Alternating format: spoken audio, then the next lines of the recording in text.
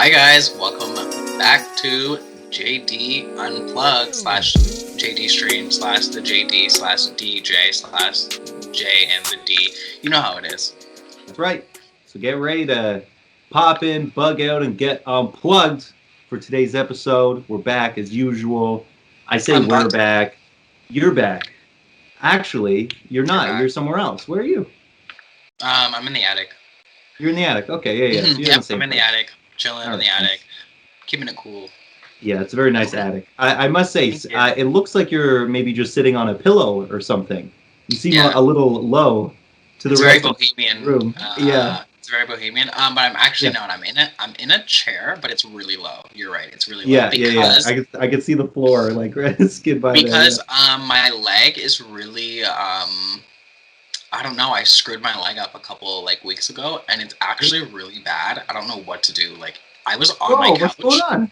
Do you need to go to a physiotherapist? Do I? I don't know. I can't walk on it. I limp downstairs. I can't walk on it for long. Oh my god! I can't stand on it. I limp all around the house. I have this giant water bottle.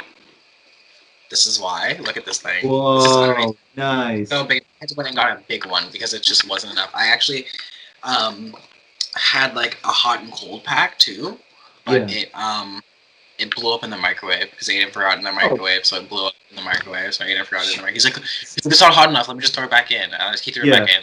Thing literally looked like Jigglypuff in the freaking microwave. God. I would do that. I feel like I'm on the same boat. I would go, you just put it in for a little bit more, and then it explodes. Huge. Jeez, yeah. And I have 2 wraps around my leg, 2 braces around my leg. Oh, so you're really suffering. Holy crap, man. That's not good. Really tight braces around my leg. If not, I literally, I have to lay down for my leg to be, straight. So it hurts so bad sometimes. I'm just I screwed my leg up so bad. Yeah, I would recommend going to a physiotherapist, at the very least, just to get it assessed, right? You don't have to set up future appointments, but when you go for the first time, they do an assessment where they tell you what's wrong. And then they try to set up appointments, and then you can say, "No, thanks. I know what it is now. Thanks." You just take the one appointment, and then you can figure it out yourself. Yeah, but you need their expertise for that first thing to be what is wrong and how can I fix it? And then they start giving you instructions and stuff and set up future appointments. You go, "No, I'll contact you," and then you just never get back to them. Get your diagnosis and you're out. Get the diagnosis, and then you can figure yourself out. Yeah. I'm just a baby when it comes to that. I don't know why. It took me... Well, they don't do anything crazy to you. I went to a physiotherapist because I had rolled my ankle years ago, literally 7-8 years ago. And then I just got it checked out last year once the lockdown started to happen because I was doing exercises, and it kept getting to a point where after 20 minutes, I couldn't exercise on that foot anymore because it hurt too much. And I was like, all right, maybe I should get it checked out because it's getting to a point now where I'm limping after working out. Oh no! Just you just never treated. Oh no! But yeah, it's just I'd never gotten treated. So he's just you just gotta stretch it and exercise. And I'm like, forever? And he's like, no, you just do it for 3 months and it should be good. You just have never done that. So that's why it's stiff or whatever. And then if it ever gets stiff again, you just stretch it in the way that I showed you. And then that was it. And then it's as simple as that. It's just learning how to stretch whatever it is. Or figuring out something bad happened, right? They do this ultrasound thing on wherever it hurts. So for me, it was my ankle. Okay. And then they just figure out whatever the situation is. So it's weird, but it works. I mean, yeah. It's not the same as chiropractic, where that's an actual dangerous thing. If you're sore, don't go to a chiropractic. Go to a massage therapist. Massage therapy is an actual science. Chiropractic is a pseudoscience. You can look it up. It's bones apart in chiropractor. It's weird. I've seen some weird videos. I'm like, how is this legal? Oh, I remember one time you called them silent assassins. Silent assassins, yeah. Yeah, straight up. They just very slowly snap your neck and just and you agree to it, you pay for it, and they just very slowly just kill you. Whoa, man, that's just now I'm terrified. There was someone who literally had to go to the hospital because the person broke their back. It's insane. Yeah. Chiropractic is literally, That's not there's this really lovely guy who was at my high school who I've am now only social media friends with him, but he went to school and for his doctorate, but I didn't know what it was, and he had gone to school for 6 years or something insane, or 7 years, and then he finally graduated last year, and he was like, "It's for chiropractic," and I was like, "No, no, dude, why? Why did you do that to yourself? You're a smart kid. What are you doing? I mean, I'm saying kid, he's my peer, but it's like you're a really nice, smart guy. Like you're wasting your talent. Like you're actually intelligent. Yeah, maybe it's got good money. Maybe it's like a really good Ponzi scheme or something. I don't know. Isn't it almost like, I know this sounds a little like, I don't know if you know anybody that, but it's like, aren't kind of cops like that? Like anyone could just be a cop. Yeah. Well. No, I'll say this. In America, it's a lot easier. Yeah. In Canada, it's a little bit harder to become a cop, but I'll say this: there's different areas. Not every district is the same, because you know how it's broken up into districts. There's Halton, Hamilton, Peel, Toronto is its own thing, that kind of thing, right? So it's broken up into districts, and all districts are different. Toronto, as you can imagine, it's like a little easier to get into because they just need bodies. But most people don't want to go to Toronto because they don't want to get shot or end up in a life-threatening situation. So they try to get boring districts. They want to get Halton. They want to get just like random farm towns or whatever, because they just want to make good money and just be casual, giving out parking tickets. But there are certain other areas, like Niagara is right on the border. So the Niagara district of policing, it's a lot more strict because they almost have to deal with this diplomatic situation. What if they get people that are from over the border or whatever? And there's organized crime, like there's a lot of drug dealing that goes across the border and stuff. So it's a lot more difficult to become a Niagara police officer than it is to become a Toronto one. And so it's one of those things. So it's like there are certain police officers that are actually really professional and trained in what they're doing, and then other ones that are just shitty people who are power hungry and just get in even though they're idiots, and are given a gun even though they're actually dangerous. So it all depends on the area. Yeah. Because I don't know, I just find I just hear a lot of males around this type of age. It's they're kind of going through I'm 30 in a couple months, 28, 29, 27, around there. It's ooh. Can't I gotta figure out what it's I'm gonna be a policeman. Older version of teenage boys, and teenage boys are animals. They're actually insane. Yeah. They're the worst part of society are teenage boys. So Nice mug, by the way. Cheers. Oh, thank you very much. You can see that? Yeah, it's the cheap. Yeah, it's sick. So, actually, I should tell you about my location situation. Yes. If you look behind me, I seem to have stabilized in a normal reality a little bit. It's still kind of crazy, but I'm actually 500 years in the future. Computers are now being run by floating crystals that are AIs. A lot of fun stuff's going on. And Master Chief is now a real person. This is actually based on a documentary. It's not just a futuristic video game. It sounds familiar, like a video game. It's it's the Halo video game in the future. But now it's just reality because I'm there. 500 years in the future. So, 500. Okay. Very cool. I like the architecture. It's a very brutalist, minimalist architecture based on Russian architecture from the 50s. It looks cool, right? Yeah. It looks cool. It's kind of spooky because it's gray and stuff, but it's nice. Yeah. The atmosphere is nice and light. I actually don't know what planet I'm on. I don't know if I'm on Earth or on Mars or something, because, that kind of thing's real casual 500 years from now. Okay. We're kind of all over the place. Okay. We got our colonies, Oh, yeah. We're sitting on the moon. We're sitting on Venus, in the clouds. Yeah. It's so we're doing good. We're casual. Yeah. Okay. There's nothing crazy's happened yet. There's no aliens, but just give it some time, I think. Something bad happens. I know that much. I've been to the super future, and things aren't looking good. So. Super future. Oh yeah. I'll just say I don't want to show you guys the super future. It's scary. I'm scared. At this point, I'm just jumping around. Yeah. Oh my god. Well, okay. You know what? Speaking of some super future, could you get into David Dobrik? How do you think his what his super future will look like? Well, he dreams of a very positive future full of wonderment and Kids' Choice Awards and anti-bullying campaigns and all that fun stuff. He recently released an apology video that was extremely vague and almost like a non-apology. You know those ones where he says, "I'm sorry that you feel bad," kind of a thing? He did one of those where he's like, "I'm sorry that you feel offended about what I said." He did that about only the one guy. Was it Sean, or who was that one guy where he kind of made racialized... Seth, I think his name is. Seth. So he didn't apologize to any of the other people that he victimized, but just the one with Seth was the one that got the most traction. So he specifically, apologized to him, where he basically said, listen, I've made over 600 videos. Eventually, I'm going to slip up somewhere. And unfortunately, that was in your situation because you felt bad about the prank I did. So I'm sorry. And it's like, what kind of apology is that? And also, the funny thing is, he released it like on his third channel or something. Like he was trying to hide it. Like he didn't want it released on his main channel because he didn't want it to get as much traffic as it was going to get. Yeah. But obviously, it's been like exposed and people are just like blasting it all over their YouTube channels and stuff.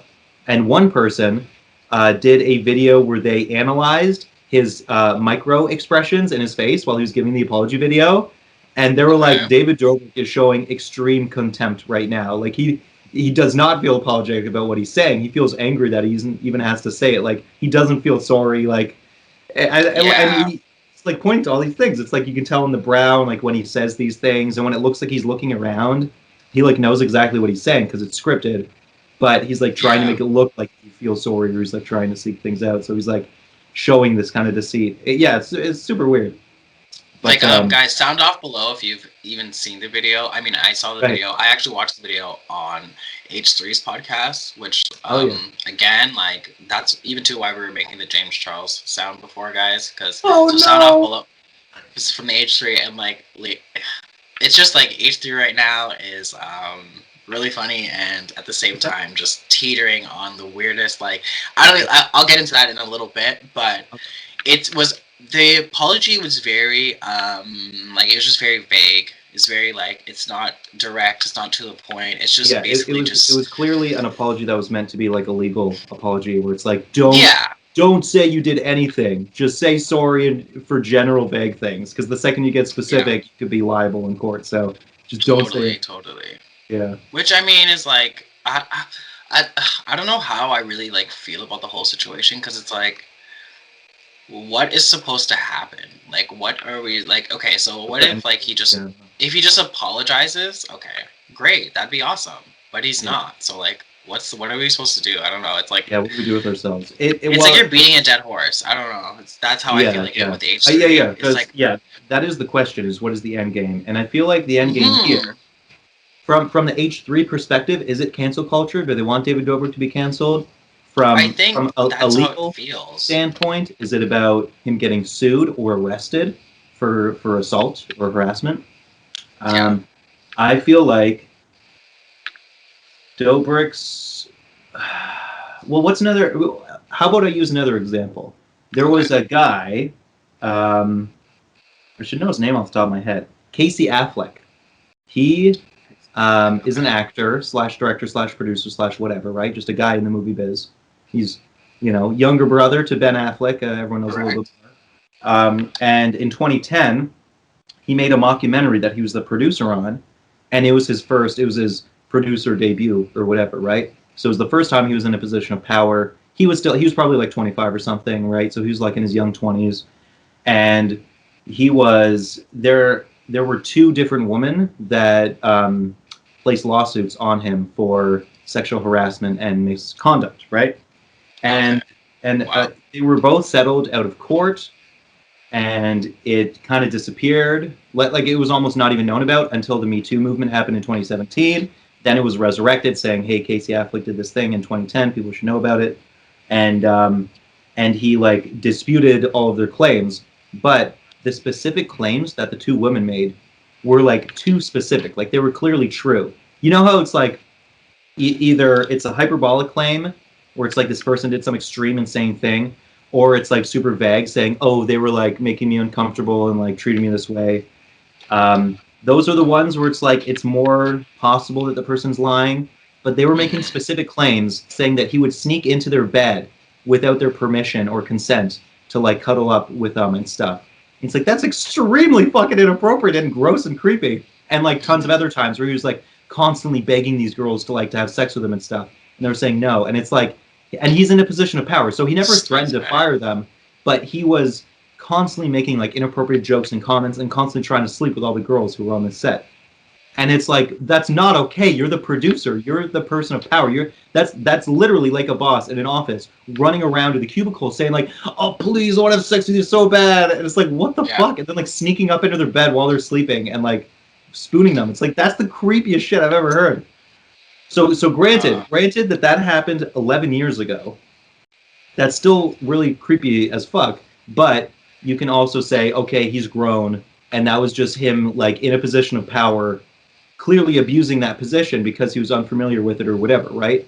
Correct. Whatever the term is, absolute power corrupts absolutely, or whatever, right? So he just Kinda, yeah. he was being like, like a cop in Toronto or something, just abusing his power. I don't know, but yeah, so he was a person who shouldn't have had that much power. I hate that using it type of bad. stuff.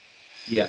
So with David So Dobrik, not cute. he is also facing I don't know if it's legal allegations, but there was a report that came out saying that he um, basically tried to set up a five-some, and the girls did not know that they were being set up for this and did not feel comfortable. And then one of the girls was actually hard, right? Like she was straight up actually assaulted to the worst degree. And so he knew that happened and knew that she could barely walk or speak. Like she was completely messed out of her mind. Like she was just wasted and she was being clearly taken advantage of by this one guy who she had already refused several times throughout the night. And he just kept on berating her until she was too drunk to say no. And then after the fact, they're literally recording. It's like a video where he's like, okay, so we just did something crazy last night. And then the guy who actually did the act was like, yeah, we're all going to go to jail. And then he's like laughing because he knows what happened and he thinks it's hilarious. And that was recently. That only happened like a year or two ago or something. And it's like, and he's like not apologized. He's not facing up to it. And it's like, it clearly, he is showing no remorse for these things that he's taken place in. So even though he is not the perpetrator of the act, he set up the act intentionally, wanting to film it, intentionally not telling the woman what they were about to be coerced into. Yeah. And then when someone was assaulted, he laughed about it, and recorded it and put it online and stuff. Yeah. And so it's like a kingpin. It's like he's just as guilty as the guy because he facilitated it. He set it up and everything and recorded it and used it as a gag. So it's super weird. It's like anyway, but yeah. So I never really watched David Dobrik growing up or whatever. Neither I mean, he's younger. Growing up, but I was never into him, and I only heard about him as soon as all this stuff. Or no, I heard about him a bit before with that puzzle situation because that started in 2019 or something. So that was the first time I ever heard about him. And then now is when I'm learning all this stuff about this guy. And it's crazy because it's like, it doesn't even matter if you made 600 videos that I'd never watched. That one video is all that matters. Or in his case, it's 5 or 6 videos. Like he's got a lot of videos where he did messed up stuff. But it seems pathological. It's an odd situation where guys, sound off below again what your opinions are on the topic. I mean, it's just like when people get a certain amount of fame or power, sometimes it doesn't fit the personality of an example would be most celebrities, you find there's a certain, for instance, the Kardashians are a good example of people that can handle fame and they I see what you're saying. They're okay with it. There are some people that they're talented and then they get a huge amount of fame and then they can't handle all that fame because it's not they're not signed on for the fame, they're signed on just for essentially their talent. Yeah. Right? An perfect example would be Adele. It's the difference between talent and celebrity. So yeah. It's like a lot of people that are successful are because they're able to do both things, to be a celebrity and to be talented at their act. And some people just go to being a celebrity, which are the Kardashians. And then there's some people that are only talented and not good at being a celebrity, like Shia LaBeouf or something, right? That guy's a fucking massive human being. But yeah, but he's talented at acting, so it's exactly. Right? Yeah. So it's a strange thing where somebody that is in a state of right now, we have accessibility to a huge amount of people very easily, and there's an algorithm behind everything, and as a young generation, we are learning every day, just like the algorithm is learning us. We're learning how to outsmart the algorithm, and people like Charlie D'Amelio, that Charlie girl, she has over 100 million followers, right? And she's I think she's 18 or 19. 18. I think she's younger. So I think she's 17. One of them's a minor and one of them's older because there's 2 sisters. Yeah. But the youngest one is the most famous person on TikTok, essentially. So think of it like that's someone that's just born into that now. Yeah. Not really born into it, mainly born into it, where that could essentially maybe 10, 15 years down the road, that could be it could be very harsh on her, or it could work out to a point where, like, say for instance, a good example would be like, again, Kylie Jenner, who took the fame and then made it into a business. So like now she continues. She got the money first, and then did the merch and everything else after. Yeah, but and then she didn't crumble under it all, right? So exactly. yeah, it's like they have a support system behind them where some people don't have that. Like, so for instance, like example would be like Jake Paul's and things like this, where they have a bad family structure where get amount of fame, and it's like, oh my goodness, now I have a certain amount of fame. Now I have to. Another example would be right now. James Charles is a little bit like I'm getting James Charles vibes like Michael Jackson vibes. Like I love Michael Jackson, but Michael Jackson was in full out. We know he's out with kids, and kids are sleeping in his bed. Enough said. Like that's it. Think what you want or don't. It is what it is. But if now we have James, but remember he was a young person brought into fame, so he doesn't have. Yeah. So now we have James Charles, who's a minor prior to this, right? Same with like David Dobrik. These kids they're all very young kids, and then they gain this amount of fame where it's almost like I heard it from like maybe I think it was MC Hammer that he said because I think when he got a huge amount of fame and then went bankrupt, so he had all this goes bankrupt. So he says essentially he was a child because when he got a certain amount of fame, he was so young that he almost stayed in that form. So he's like, it's like he got fame at 18, 19, and he stayed 18, 19 for like his whole life. For 10 years, yeah. It personified itself. Yeah, he like solidified his image, quote unquote, right? Kind of the same as how politicians do. It's like as soon as you're established, you're not allowed changing. Otherwise, people won't like you anymore. So you stay the same for years. And that's not healthy. That's not a human's work. You have to constantly change. But so now with all of these like everyday people being able to go from every day to famous in like a year, like even less. Some people just go overnight. They get like, for instance, Gorilla Glue Girl hair. She got her hair, but she's like went from like 1,000 followers to over 100K, like just because she glued her hair. You know what I mean? It's like negative, but then she could really turn that into a business. Same with like the girl on Dr. Phil, the one was like, "Catch me outside." Like that girl. Oh my god, she was a wannabe rapper that now is like super famous. She's so famous, and she makes so much money, and like it's a brand behind it now. It's like that's very, very knowledgeable for somebody that young. Where at some point, in some sense, I really have respect for influencers that are doing it that young. But at the same time, I think something's going to change where influencers have such easy access to, again, everyday people, where there should be some sort of like rule or something where, like David Dobrik, for instance, he gets all this fame and all these things like this, and things that happened in his past now are coming back to the future, where it's like there has to be something that like he either needs to come forward, there has to be like a routine where it's like come forward, apologize, and move on. Or something. The method shouldn't be to completely block it away and like not respond to it and stuff. Yeah. That doesn't make sense to me. That's so strange. It's like a situation with like James Charles, and he's like DMing younger kids and all these things. It's like, he's still doing it to this day. How is there not like some sort of rule or some sort of something where these influencers have so much influence on younger people? How can you start victimizing and blame? It's hard to put people in certain situations where anybody's stories, you can't say that this person didn't feel this way. You can't say, oh, he DM'd me first, or he did. You can't say this because this is what a victim feels, and you have to respect what a victim feels. Yeah. But if anything, it's almost like this. A lot of stuff that's happening now that's like shocking, like the James Charles thing for him. He's like been sexting minors, right? Is that this kind of stuff?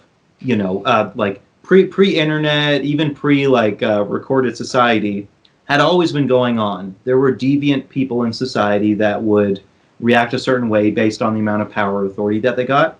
And there just wasn't accountability back then because nobody knew about it except for the immediate people that knew what was going on. I mean, we make stories about this, like ancient Rome dramas and ancient Egypt and all these like royalties and all this crazy stuff going on in the medieval era and all that stupid stuff with like queens and kings, and they can get away with doing all this stuff because nobody really knows about it until after the fact. And they're like, all this was recorded. All these people knew, but they just couldn't do anything because this person was like this authority figure that they couldn't talk to, right? But now we live in a world where it's being recorded. And this also comes back to not just celebrities being inappropriate with their fans, but like police officers with people in different communities, right? Like especially when it's like white officers go into a community that has no white people, where it's just minorities, and they just like abuse the shit out of them. Back in the 80s, it was just one person's word against another's, and the person with authority always wins against the judge every time. So it's just that everybody's being victimized who were being attacked in the first place. But now that you can record things, we're having movements like what happened with George Floyd and Breonna Taylor and everyone else. Is like this wouldn't have happened if it couldn't have been recorded. And so it's not so much the individual case, even though it is. It's also the bigger message of this kind of thing happens all the time. And the only way that it can be stopped is if we find a way to actually deal with it instead of just trying to push it under the rug. So with the celebrity thing, it's not responding to it. That's not the right move. Even if that's been the move for the past 50 years or just for all of history, that's not right. And you should be addressing what happens. Like, because it's not going to go away. It's recorded now. That's what I don't get. That's so odd. It's like it's recorded. How do you like just go past that? How or like with the James Trust thing, it's like how are you DMing younger people? Like how is there nothing being done about that? Like it's not like it's the oddest thing to me where they just allow these things. Yes, and like even too with H3s, like they go on and he's going in. He's been going hard on it, like hard. Yeah. He's become the new police. Honestly. He's the internet like, police. Jeez, dude, calm down a little bit. Yeah. But it's justice needs to be served, obviously, but there needs to be something in place where like these people that are just gaining such quick fame, like there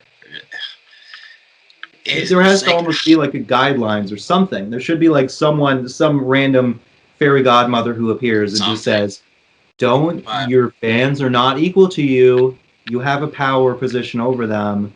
Only, date other celebrities or establish that understanding quick and talk to them and make sure they're not just into you because you're famous and it's for your personality or whatever. And like, don't treat them as like the second you realize that you have more power over them, it's like it's not good. Yeah. You have to and I think like that for David Dobrik, like once he gets a little bit of fame, you can see that and hear from his friends and like the people that were in the Vlog Squad and things like that they felt uncomfortable and they start feeling a certain way. So that's like where things start to change a bit. Where it's like that's not okay for.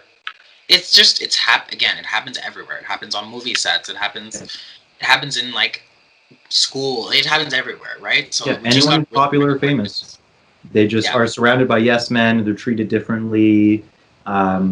They act differently because of whatever newfound power of social position that they now find themselves in. Yeah, it's a tale as old as time, and it still has yet to be solved, and we're still dealing with it in this ugly manner where people aren't dealing with it properly, or they're continuing doing it even though they've been outed. And it's like, what? Like, come on! Like, something's got to give.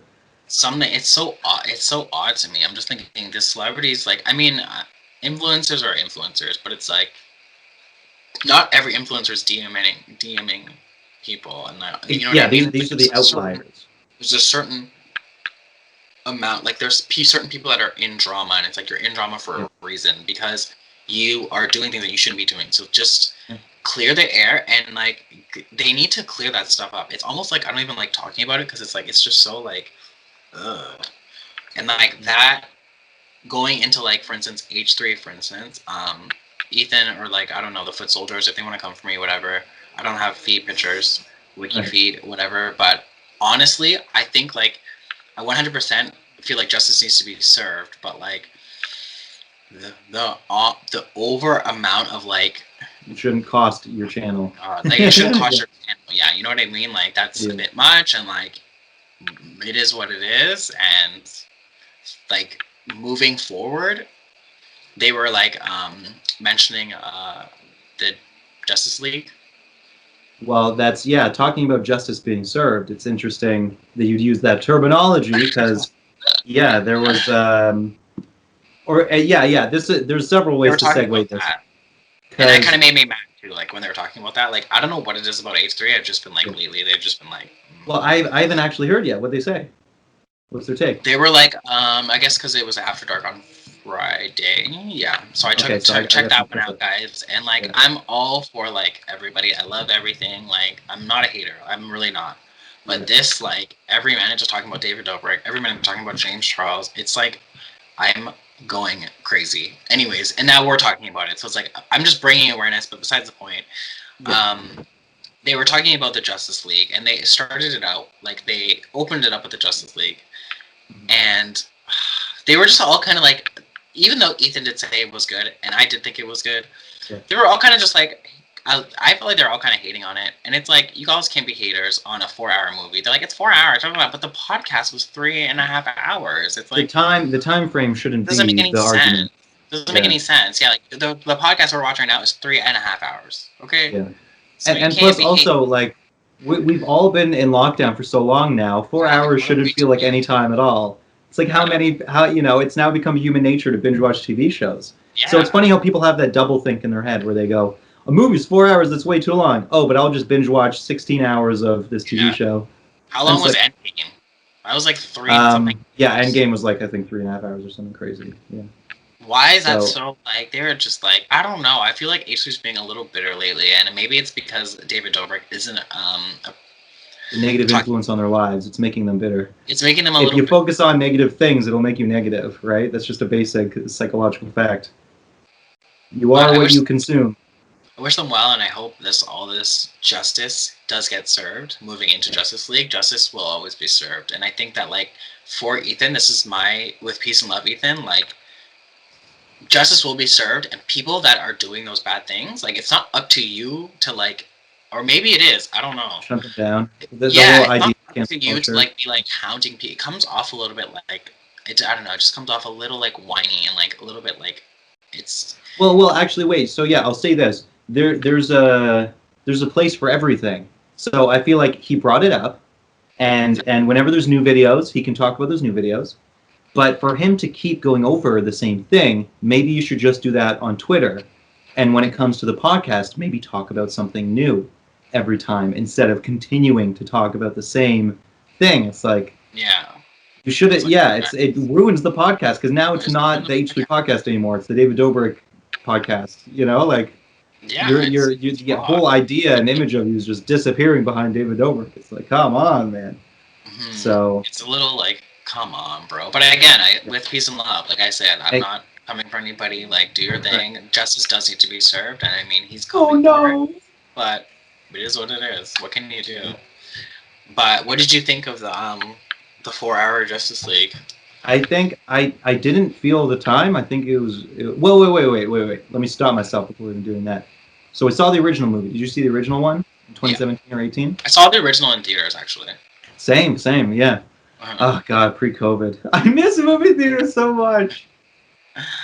I left a pair of glasses, I think, in the theater. Oh no, that was Venom. I left a pair of my last pair of glasses inside the Venom movie, but I thought it was Justice League, but it wasn't. It was Venom. Oh, true.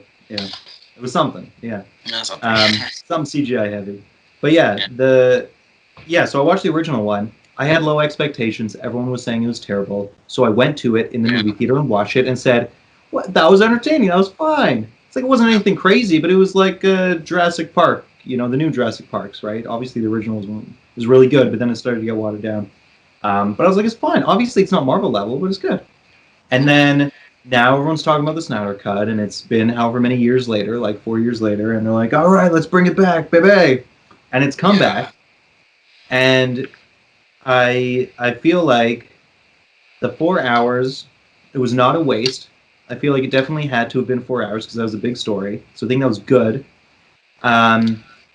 But I will say there are certain scenes that I feel like were just like deleted scenes or something, or extended scenes. Like there were a lot of scenes that shouldn't have been extended, but only did because they were like, we got all the time in the world, so let's just extend these scenes.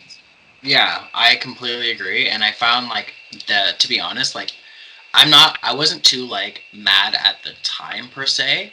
Yeah. I watched it all through easily, but it's more, I think, near the very end That's the only time where I was like, this could end now. Like maybe like funny, 340, maybe like 340 minutes. I was like, okay, I can like, I'm gonna like touch my mouse and see where it's at. Right. 340. I'm Check already like, okay, there's only like 15, 13 minutes left. I'll watch it.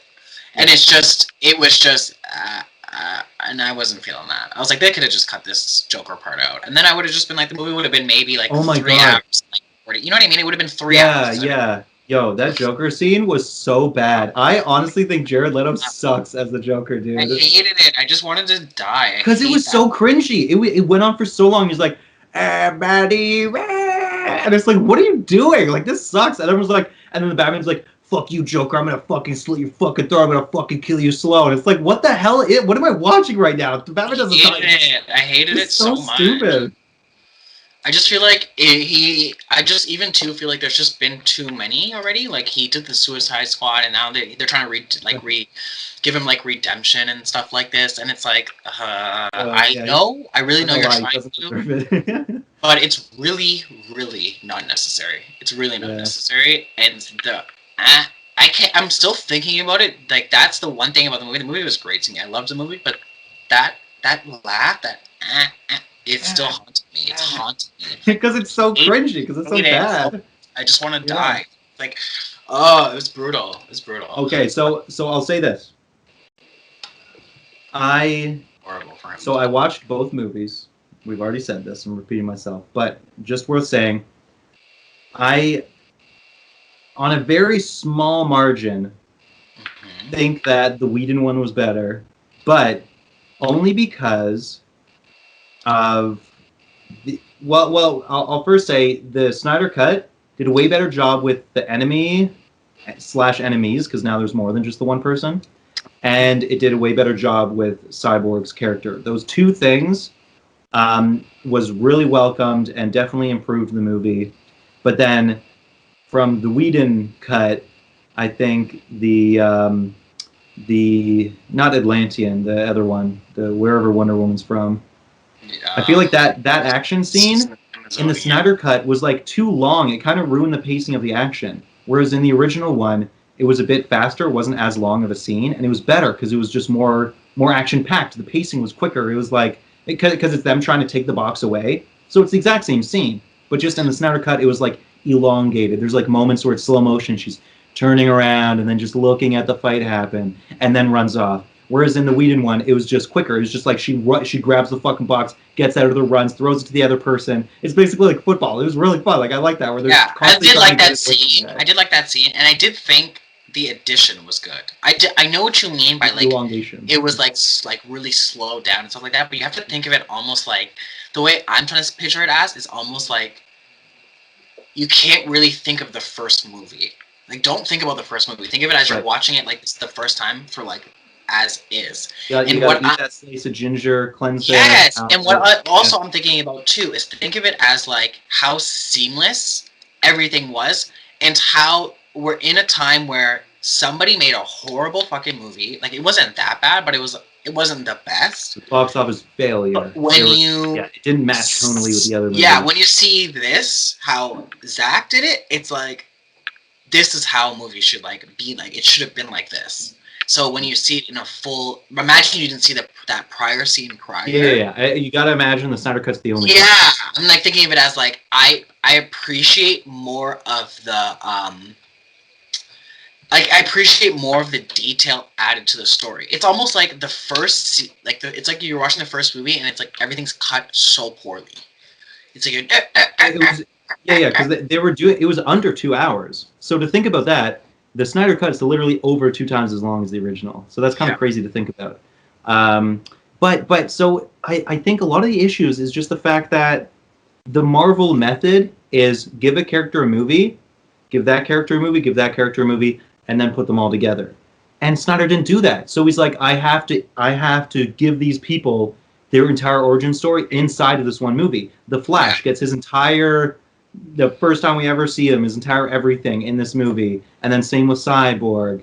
And so it's like Batman, like Superman got his own movie, and then Batman only got his movie in Batman v Superman, his introduction, and it's like this is the thing where it's like that's not Zach's fault though. That's all. It's his planning.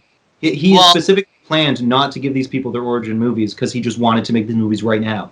He was like, I just want to do the Avengers now. Because I just think of it as like, okay, I see it as like, it's not well, it is comparable to Avengers, because I was looking at Avengers prior to this, and I was like, I don't know, it's just like, there's more, like, with Avengers, it's like, yeah, they really gave everybody a backstory where, like, everybody's invested in each character. With this, the only character you're really invested in is Wonder Woman and Superman, basically, because those are the only stories you know from everyone else. The movie, though, itself, like, the movie itself was no backstory to any of them. So it made me hate Cyborg and it made me hate Flash. The ending scene that he did with Flash made me love Flash. Because that ending scene made him so important to me. Right. Well, so I'll say this. I agree. I think that was a good addition because they almost introduced that a little bit with Resurrecting Superman, where he goes so fast that the box starts to reverse back out of the water, so he has time enough to touch it because he's going so fast that it starts to do the Tenet thing where it reverses. And then they reincorporate that with the end where time starts to reverse after Superman got his face blown off and Cyborg and everything, and then they rematerialize and then he touches the box. But I will say this. The Joss Whedon cut has like this outro thing where Superman and Flash race each other and they're making a joke about brunch and stuff. That was really good. I feel like that should have stayed in, but Snyder's all about being serious. No one's allowed joking. And that's why it could have just been an end credit thing as a little joke, but he's like, it has to be serious the whole time. It's like, come on, I'm Superman and the Flash race each other. But again, I hated Flash in the prior movie. I hated him. Like when they added the actual like. Then they broke it down a little bit to like, okay, he's looking for a job. There's he wants to get into criminal law to help his dad. She now flies over, boom, he grabs a hot dog. But now he's not really eating the hot dog, he's giving the hot dog to the dogs. And it's like, am I hired? Okay, that's fun. As opposed to just him in a basement. I don't know where he shows up. I need friends. It's like, no, you're a loser. I can't do it. I'm sorry to say, no, I can't do it. It's like it's not making me like Ezra Miller. It's not making me like him as the Flash. Yo, oh my God! Wait, speaking of Ezra Miller and not liking him, let me look something up real quick to share. I don't know how old this is now, but have you seen the video of him acting weird?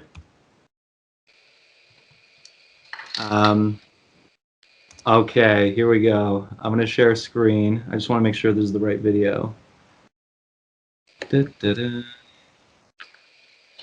Let's see. Yes. Okay. You ready for this? I'm going to share a screen. And so for the audiences at home that cannot see what I'm about to share, all I can say is we'll get Darren's reaction and then we'll tell you about it. Okay, Darren, can you see my screen? Yeah. Okay. What is going on right now? What is going on? There's a fan. He grabs the fan by the neck and throws her on the ground. Why is he doing that?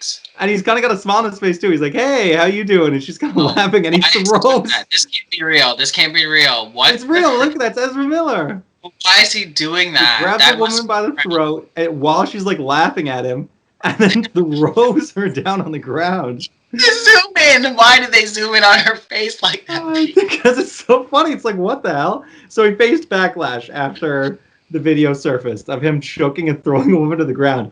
But you almost are like, well, she looked kind of happy while the whole thing was happening. God, just late Sunday night. Oh my. So yeah, I don't know how to react to that because she literally looked like she's having a great time. They're at like a grocery store or something. It can't be real. Like it must be like a No, it's not. It's literally real. Because he like responded to it. He's like, sorry. He just grabs someone, and then also, I don't know if you've seen interviews with him, but he's a very new age spirit science kind of guy. He's a very wacky doody kind of person. He's like, namaste. Your spirit energy is telling me you're good and stuff. And it's like, are you doing a bit? Like, are you doing a character? And it's like, nope, that's just him. So almost him in the Flash is almost more normal than actually him in real life. Okay, yeah. Because he's a kind of he's a very eccentric individual, but it's the same level of like crazy as Tom Cruise, where you're like, I can still enjoy his movies. It's not too much. I mean, Tom Cruise might actually be too much, and we just don't know what he's really doing behind the scenes. But it's like, okay, he's crazy, but you can still like it. Come up pretty good though, yeah. Yeah, it's like we can still enjoy you. You know, we just wouldn't want to meet you in real life. Run into Ezra Miller at a grocery store. Go in the other direction, bro. He's gonna grab your neck and toss you. Pin you. Like what? I'd never seen it. So Never funny. even. But I wonder why he would. Is that like a new form of like greeting somebody or something? Maybe. Who knows? It's an LA lifestyle thing. Who knows? But it's like, no, I don't know. There's so many theories. They're like maybe she was annoying the shit out of him, and it just got too much. Like she was a paparazzi person or a stalker. Maybe she specifically asked him to do that, so he was like, okay, if you're giving me consent, because it's like we don't actually really hear what's going on. We just see her having the time of her life and him throw her down. Gosh, I can't believe that. I just super really weird. Like I just feel like there's like that must be his trainer. There must be context to it. It must be his trainer or something. Like it just does not. Doesn't compute with reality. How do you just do that to a regular person? Like I just like how that do you was just a regular person. That was not like a family member or a friend. But whatever, it's fine. She was literally the fact that she had a big smile on her face the entire time. Yeah, she was like, it wasn't even like an awkward smile. It was like she's having a great time. Like she's loving it. She's like, choke me. Anyway, super weird. But anyway, that's totally beside the point. So Justice League, I will listen to the H3 podcast. I will listen to them railing on it. I feel like I have the same kind of feeling about Zack Snyder as I do about Elon Musk. I think the person is incredibly flawed, but they have done things for society that could be viewed as positive, but I might not just agree with the person themselves and their philosophy or whatever. And the example that I'll give is how both of them have kind of a crazy fan base. I mean, especially right now, right? The fan base for Zack Snyder is crazy. You go on Twitter, and there's people comparing, like, the tone of voice in Wonder Woman when she's saying Kal-El to him. They go, Kal-El, Kal-El, Kal-El. It's like, why are you comparing these two things for the two movies? That's so minor. That's insane. And they're like, the Snyder cut is God cut. It's God tier. This is life. This is love. And it's like, holy shit, bro, calm down. But there's way more lovers than haters. When you look on IMDb, when you look on Rotten Tomato, the Snyder cut has such a higher rating. It's like 80%, and the Joss Whedon cut had like a 50 or 30% or something. Like, so you're on the right side. H3 is on the wrong side of history. But, he's canceled now. What's that? Oh yeah, Joss Whedon's canceled. I know. He was an outspoken feminist, and then it came out that he was sexually harassing a woman. Oops. It's like, bro, that kind of makes me just not trust any guy that's an outspoken feminist. It's so strange. It's like, yeah. And then you're coming out with that shitty movie, like, bro, come on. Right? Did that happen around the same time? I guess it must have. Man. Yeah.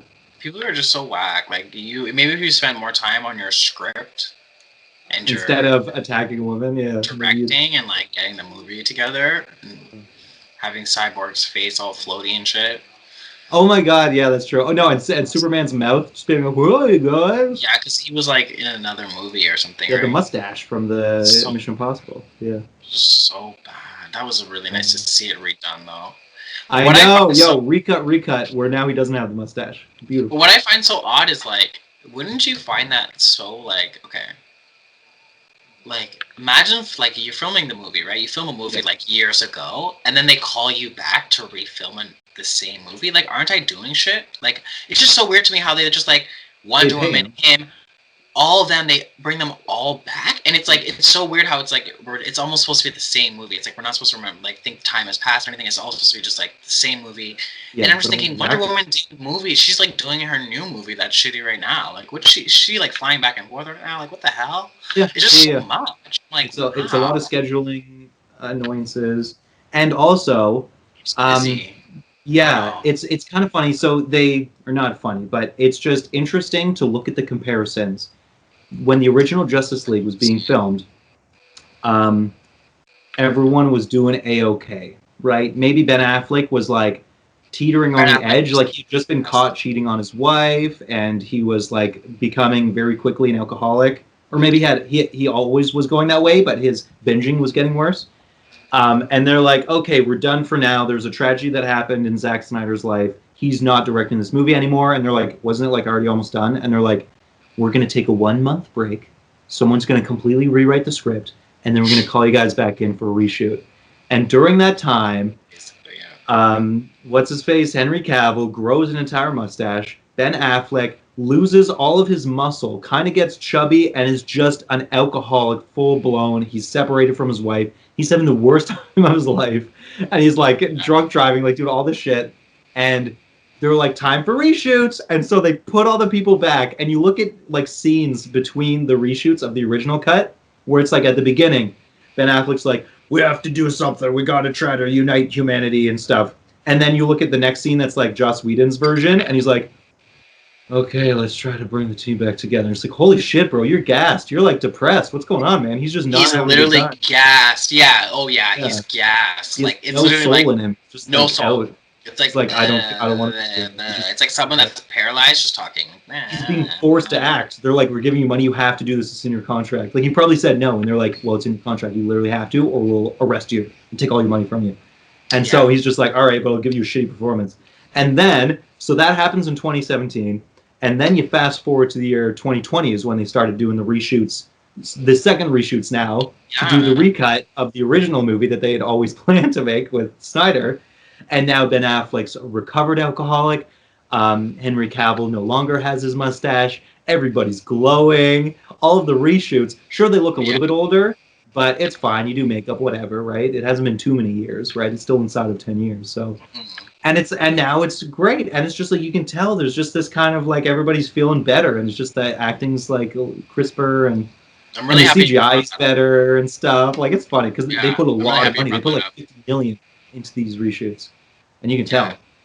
So it looks great. It looks really good, and like you really barely notice. Like it's like that's what I'm thinking about. Like it's really hard to already have a really good story, but imagine having to fix already something prior. Yeah, imagine having to like you know what I mean? And then make it still seamless, and then make it still like it's like even just the beginning Wonder Woman scene where they added the extra stuff on.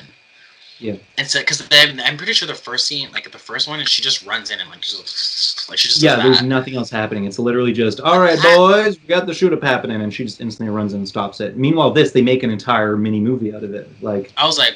This is how we're starting it? This is how we're starting it? Okay. All right. This is how we're starting it? Okay. I was meaning clapping.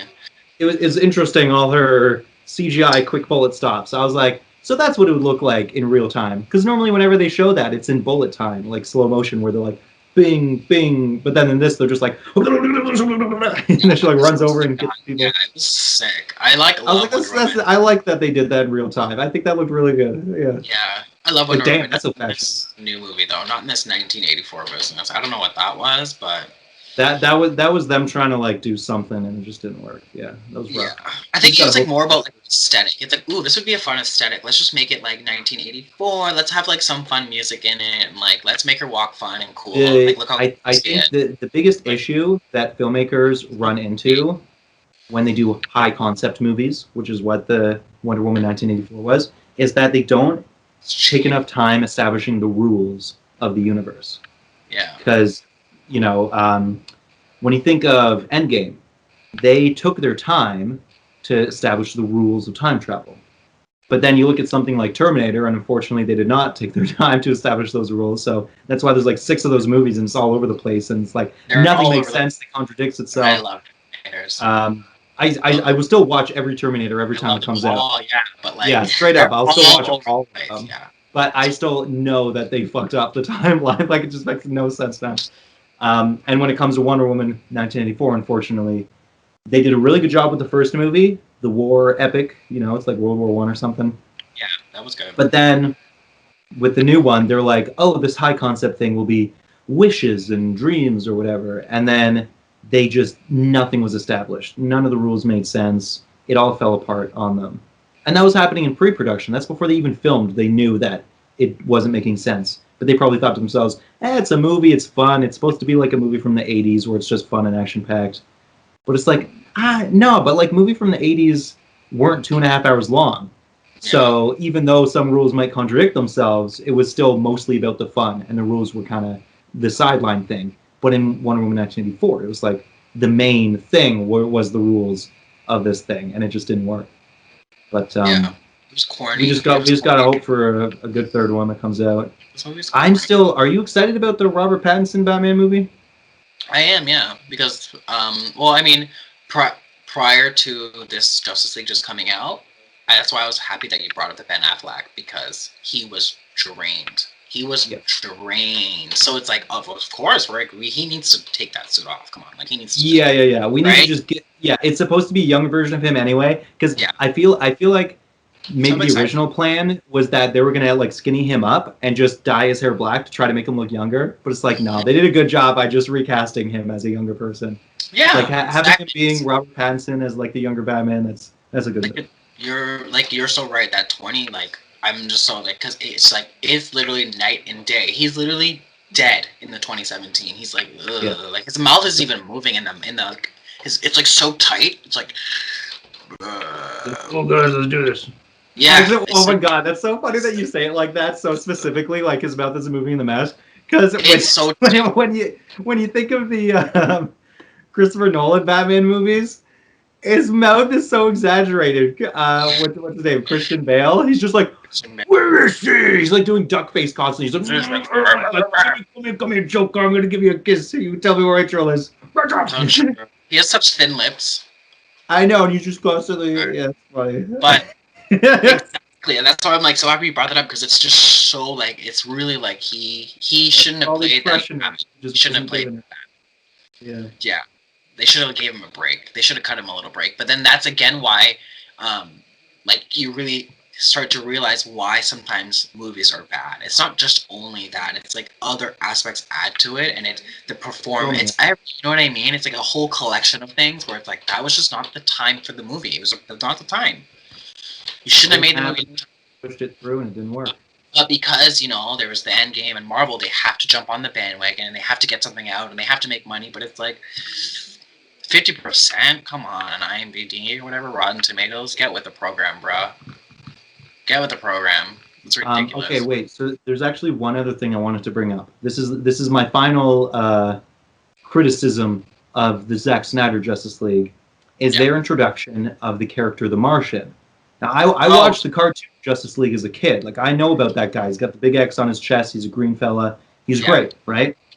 But I got a few questions. First, and he's known to shapeshift too, so that's totally fine because that's what he does in the movie. But it's like, what kind of introduction is that? He talks to Lois, like, okay, maybe he's like can predict the future, so he kind of knows about the whole doomsday thing and how Lois Lane's important. But why the fuck does he pretend to be Clark Kent's mom and then talk to her, and then he walks out of the room and then just transforms back into himself while still in the hallway, like just for the audience? And that's the first time we ever see him, and it's like, what the fuck kind of introduction is that? And then second, he just like swoops in on Batman's place just to be like, hey, so I exist, I'm an alien, and I want to help you guys. And Batman's like, cool. And he's like, all right, bye-bye. Cool. And Batman's like, right, I guess I'll hear from you later. And he goes away. And it's like, what the fuck was that? Like, that was so awkward and clanky. Because that was a reshoot. That was one of the ones he did in 2020. And it's like, bro, that was just fucking weird. Like, it just didn't fit. It felt very much like Avengers 2, Age of Ultron, where they introduced too many things at once. Like, I feel like while Vision's a cool, random, British, awkward robot guy, his introduction was rough as fuck. They're just like, let's make a brand new character by putting in Thor's hammer with the shit, and then Jarvis, and we're good to go, and then it works. And it's like, I don't know. It wasn't a good flow with the narrative. And then I feel like that's what they did with the Martian here. They just kind of shoved him into the movie. They just crammed him in with a little wedge. And plus also, he's the actor that was the military general from the first Superman movie. Did you notice that? In the 2013 Superman movie. Wait. Let me tell you a specific scene. It might jog your memory. It's like the final scene of Superman after he kills Zod. And he's like, I hate that I murdered someone. And then it's like, oh, but now everything's right in the world, even though he like fucking leveled a city and probably killed millions of people. Then Superman grabs like a drone and like lands down and puts the drone on the ground. And he's like, son, do you realize what you just did? You just destroyed a $100,000 drone. And he's like, you shouldn't spy on me. This is America. I thought this was America. And then the military guy's like, God damn it, Superman, fuck you, you alien bitch. And then Superman flies away. And he's like, what are we going to do about Superman? I guess he is an American citizen. And that's the military guy. I didn't know. And that's the actor that's playing the Martian in this. And it's like, are we supposed to put together in our heads that he was always the Martian as the military guy? Like he's secretly been working for the U.S. government this whole time? Because if so, that's some weird like American reptilian in the government conspiracy theory kind of shit, you know? Yeah, that's like. Because that's the same actor. It's like way. And they're intertwined in that shit. It's like, I guess that's neat, except for the fact that you didn't explain that or introduce that or do anything for it to make sense in the main thread of the narrative. It's just a weird side thing you put. Yeah. You should instead have just had that as like an after credit scene or something. Oh yeah, because everybody always looks for the after credit scenes now. It's like you have to. You have to look for the after credit scene. So it's like, and it's like, it's kind of sad when there isn't. It's like, especially for like the superhero movies, like, come on. It's like, you guys invented that shit. Like, come on. Yeah. It makes me so mad when they don't do it. I mean, I guess in this case, they don't know if there's going to be a future with this franchise, so they're like, maybe we shouldn't. Well, this Martian should, like... A Martian guy, I mean, what I mean? It's he like, should get his own standalone. They're throwing him in there. Are you hinting that he's getting something? You know what I mean? It's like... Exactly. It's like at the end of, like, WandaVision when she's like, the alien points up to the attic. Yeah. It's like, is she getting her own show now? Because, like, why did they even put her in this show to begin with? So that, like, her eyes can go blue one scene, one episode. Next episode, she's flipping this fast guy over. Next episode, she's just getting shot. Like, this is so boring. Like, this is, like, it's just, like... I know. I feel like that was a as well. Like, you know what I mean? It's such a waste. It's like, why did you guys give her powers? So that she could just get shot once in the entire season.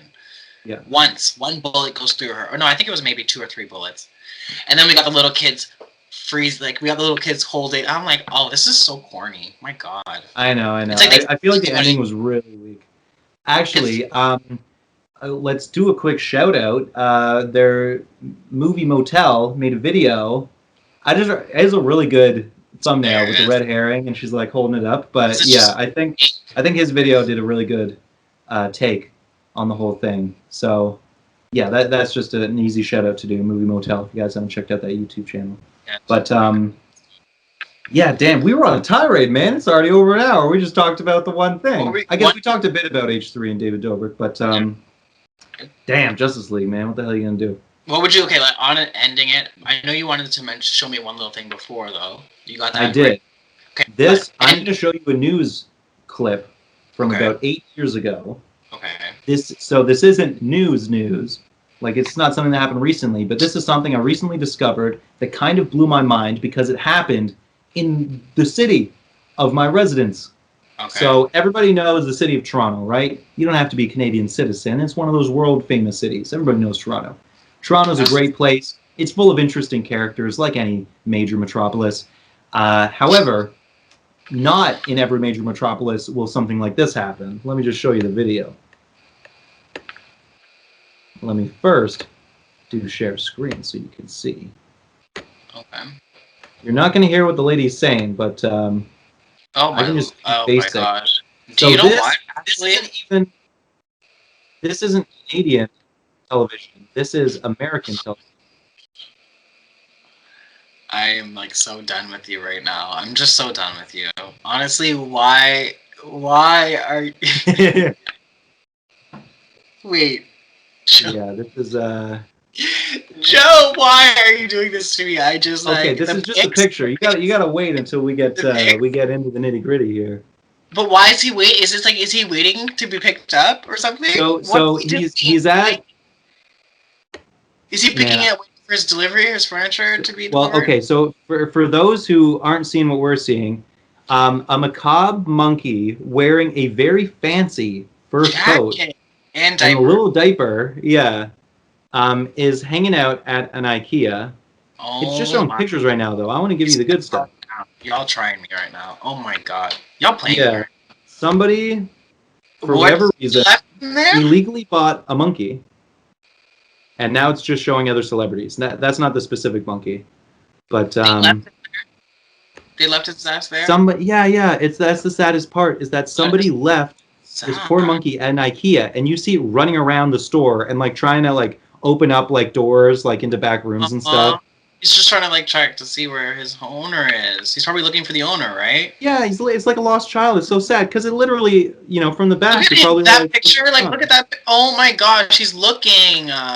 Did he get rescued? Please tell me they found his owner. This is awful. They found the owner, and the owner was actually charged for illegally owning this wild animal that you're not allowed to own.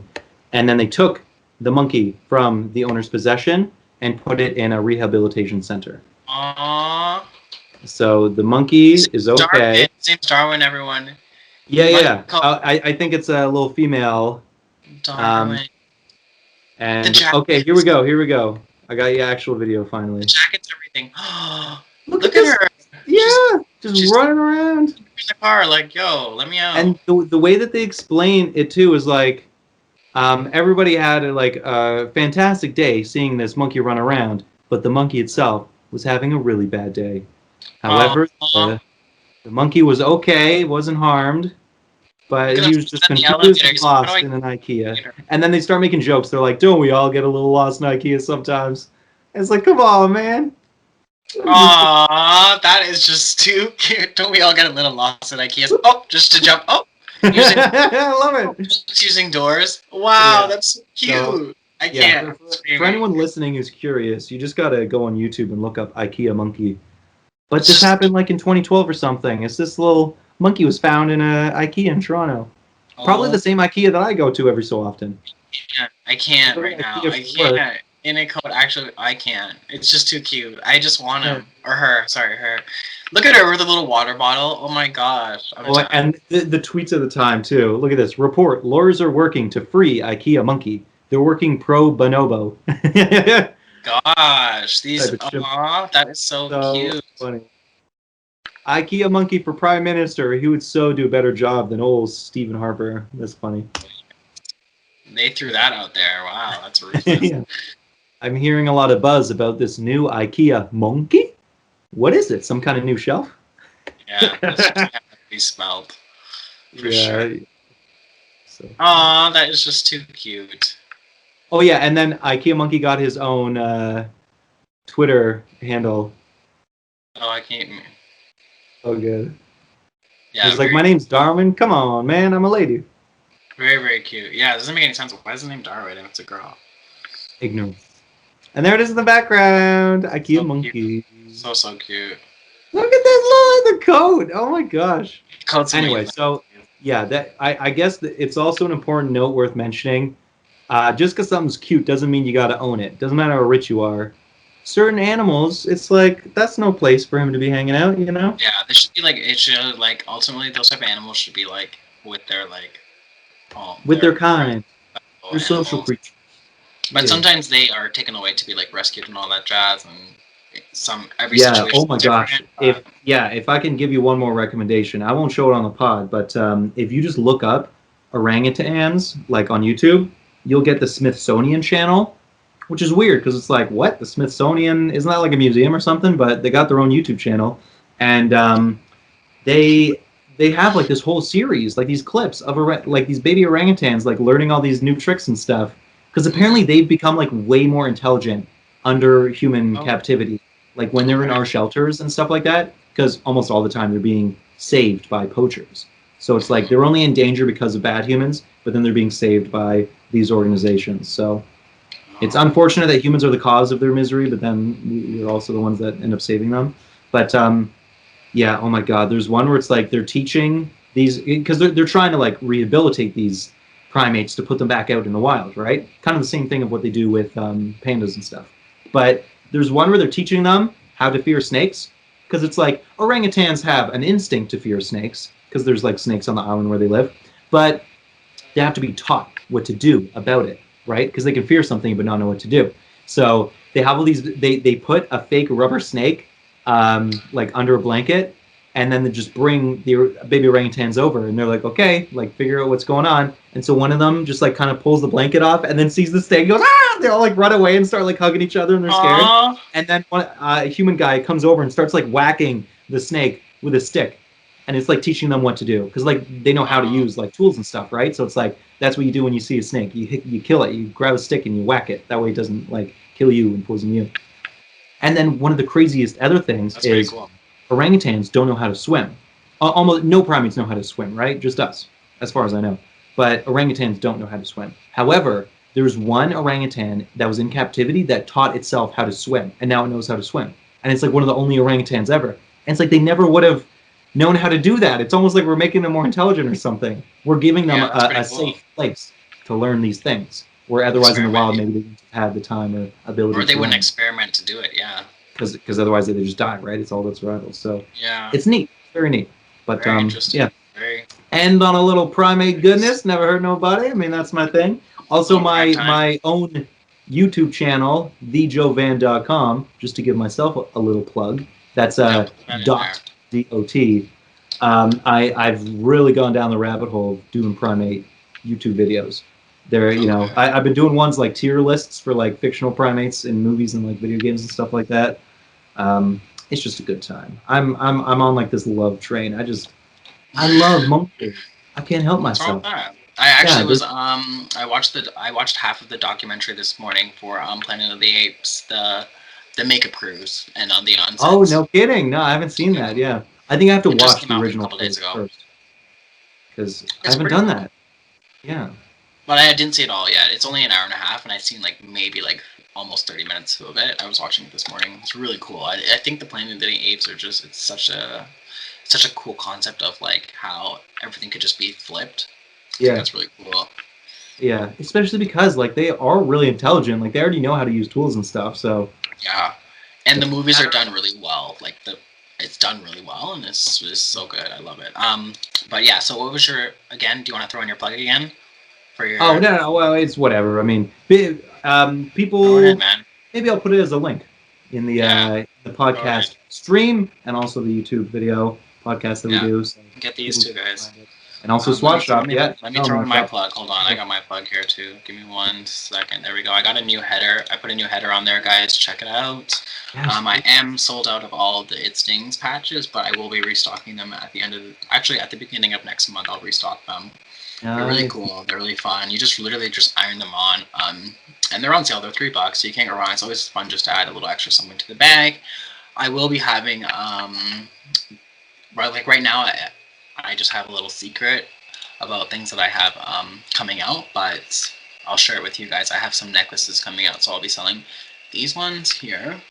So I've been wearing this one. I've had this one in like for a while now, just to make sure it's like the right quality and everything. It's a really good quality. You can wear it in the shower and everything, and don't turn your neck green and all that jazz. So I have this coming out. So I want to start adding jewelry.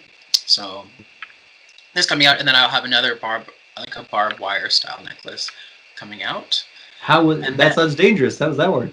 So dangerous, but it's really cool. It's kind of like this, but in necklace form. So you can bring it around the neck, and then you can adjust it to make it tighter or shorter. Like maybe like a girl might want to wear it like this, or a boy too. You never know. What are you gonna choker, or you want to have a little looser? Have a little looser. So I'll have that coming. That'll be next month. That's just just between us, yes. But yeah, thanks so much, guys, for listening and tuning in. We really appreciate it. Absolutely. Thanks for being here. We love you.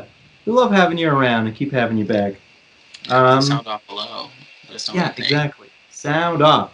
Sound off, foot soldiers. No, what do we have? There's a lot going on right now. Like, I know, let us know about the David Dobrik thing. What do you guys think? Let us know if you guys think H3H3 is pushing it a little bit with the whole everything. It's like, I don't know. Even like, when you let me know, we'll talk about it on the next podcast, what you thought about this Friday's episode. Yeah, that's a good point. Also, it's worth mentioning, I asked around the people in the city where I'm hanging out 500 years in the future, and none of them even heard of David Dobrik. So, I mean, just so we know, it kind of gets lost to the annals of time. But, all right, well, hey, just keep on keeping on, and life is a dance, and just have a good time, right?